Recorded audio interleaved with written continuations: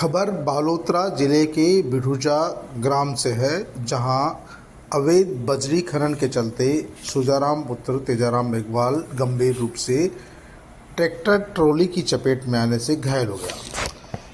विरोध में ग्रामीणों ने धरना प्रदर्शन किया, तहसीलदार को ज्ञापन सौंपा। स्थानीय ग्रामीणों का आरोप है कि इलाके में अवैध खनन चल रहा है, लेकिन प्रशासन ध्यान नहीं दे रहा है। आए दिन दुर्घटनाएं होती रहती है, कई बार पशुओं की मौत होती है, कई बार स्थानीय लोग भी इसकी चपेट में आ चुके हैं। लेकिन खनन विभाग और पुलिस प्रशासन दोनों इस पर ध्यान नहीं दे रहा है। यह कारण है कि यहाँ पर सैकड़ों ट्रैक्टर रोजाना लूनी नदी से अवैध बजरी खनन करते हैं और तेज़ रफ्तार गति से गाड़ियों को दौड़ाते हैं, जिसके चलते कई बार दुर्घटनाएं होती रहती है। प्रशासन पर कार्रवाई करने की मांग को लेकर स्थानीय ग्रामीणों ने धरना प्रदर्शन किया। पूर्व विधायक मदन प्रजापति, उमाराम पटेल सहित कई लोग धरना स्थल पर पहुंचे। सभी लोगों ने प्रशासन को मौके पर बुलाने की मांग की। ग्रामीणों में अवैध खनन को लेकर रोष बना हुआ है। ग्रामीण धरने पर बैठे, उन्होंने अधिकारियों को ज्ञापन भी सौंपा है। ग्रामीणों के धरना प्रदर्शन के बाद मौके पर तहसीलदार गोपी किशन पालीवाल मौके पर पहुंचे। पचपदरा तहसीलदार ने ग्रामीणों को उचित कार्रवाई का आश्वासन दिया। उन्होंने कहा कि अवैध खनन पर कार्रवाई की जाती है, फिर भी यदि कहीं अवैध खनन हो रहा है तो खनिज विभाग इसके लिए कार्रवाई करेगा। इसके साथ ही उन्होंने कहा कि जो लोग इसमें दोषी हैं उनके खिलाफ कार्रवाई की जाएगी। खनिज विभाग अपने हिसाब से कार्रवाई करेगा, पुलिस विभाग अपने हिसाब से कार्य करेगा और राजस्व विभाग भी कार्रवाई करेगा। वहीं ग्रामीणों का आरोप है कि जिस समय तेज़ रफ्तार बजरी के ट्रैक्टर ने ग्रामीण को कुचला, उस समय 100 मीटर दूर पुलिस खड़ी थी, लेकिन कार्रवाई नहीं की। सर, मेरे धरना का यही कारण है, पूरा गांव का एक ही आक्रोश है कि भाई अवैध खनन हो रहा है।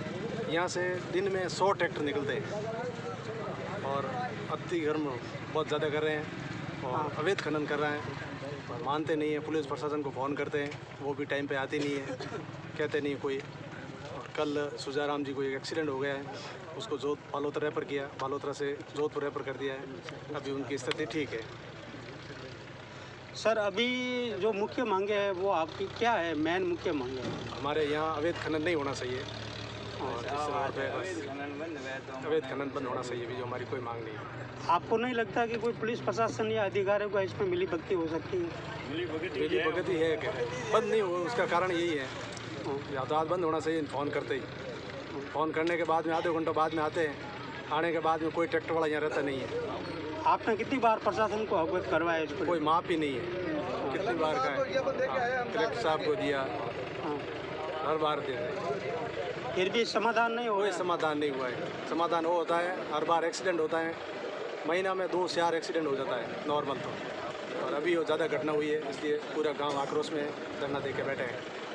अभी ज्ञापन में किसको लेकर ज्ञापन दे रहे? किसके नाम का ज्ञापन है? कलेक्टर साहब को ज्ञापन देंगे। किसके नाम का ज्ञापन है? कलेक्टर साहब का है या मुख्यमंत्री के नाम का? कलेक्टर साहब के नाम का। ये धरना अवैध खनन का है और कल की घटना जो हुई, ऐसी घटनाएं पहले भी हुई और कल जो घटना हुई वो तो बहुत ही दर्दनाक हुई। अब उसके जो सुजाराम है उसको यहाँ से टैक्सी से हॉस्पिटल लेके गए और पुलिस की गाड़ी सामने 100 मीटर पे खड़ी थी, उन्होंने वहीं खड़ी रखी और उनको जाने दिया ट्रैक्टर वाले को। अगर पुलिस सतर्क होती तो वो ट्रैक्टर वाला नहीं भागता और उसको जो बालोतरा लेके गए, बालोतरा से वापस जोधपुर रेफर किया। अब उसकी स्थिति ठीक बता रहे हैं, लेकिन इनकी जो प्रशासन पुलिस वालों की थी, उन्होंने इसकी ऊपर ध्यान नहीं दिया। अगर वो टाइम पे आते और ऐसी घटनाएं बार बार हो रही है। जसोल थाने वाले इनसे बजरी माफियाओं से मिले हुए हैं और रोज़ उनको फ़ोन करते हैं तो वो यही जवाब देते हैं कि हमारी ड्यूटी नहीं है, या मतलब उनको कह देते हैं कि ये आ रहे हैं, या उनको बता देते हैं कि इन्होंने फ़ोन किया, आप उनको कह दो। तो ऐसे करके वो पूरा दबाव बनाने के लगे हैं। कितने समय से सर ये खनन हो रहा है? ये तो अब 4-5 साल से ऐसे ही चल रहा है, कभी बंद होता है कभी होता है। तो ये घटनाएं ऐसी कई बार हो गई, जैसे कई गायें भी मर गई, कई भैंसें, अब 4-5 दिन पहले एक भैंस की मौत हो गई। तो कई एक कुत्ते वगैरह, ये इंसान को तो इंसान समझते नहीं है, ये तो बस ट्रैक्टर अपना मोबाइल, एक हाथ में मोबाइल रखते हैं और एक हाथ में स्टीयरिंग रखते हैं, और कोई सामने आता है तो उसका कोई नहीं है, इनके इंसान की कोई कीमत नहीं है। कीड़ी मरे या इंसान मरे, इनके लिए तो कोई नहीं है। इनका तो अवैध खनन का काम ही करना है। और प्रशासन, अभी तहसीलदार साहब आए, हम रात को पूरी रात यहाँ बैठे रहे और सुबह से ये धरना दिया। और अभी मुझे सवेरे सूचना मिली कि यहाँ पे बिठूजा के नागरिक है, वो अवैध खनन को लेके कल कोई एक्सीडेंट हो गया था, उसको लेके धरना दे रहे हैं। तो मैं धरना स्थल पे पहुँचा।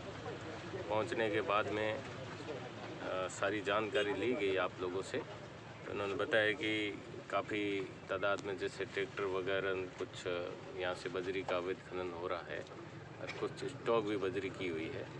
तो जो स्टॉक की हुई है उसके संबंध में अभी मैंने माइनिंग विभाग से बात की है, तो अभी वो बालोतरा में ही है, तो आधा 1 घंटे में यहाँ पहुँच जाएंगे। उसके बाद जो भी स्टॉक है उसके संबंध में जो भी नियमानुसार कार्रवाई होती है वो माइनिंग विभाग द्वारा की जाएगी।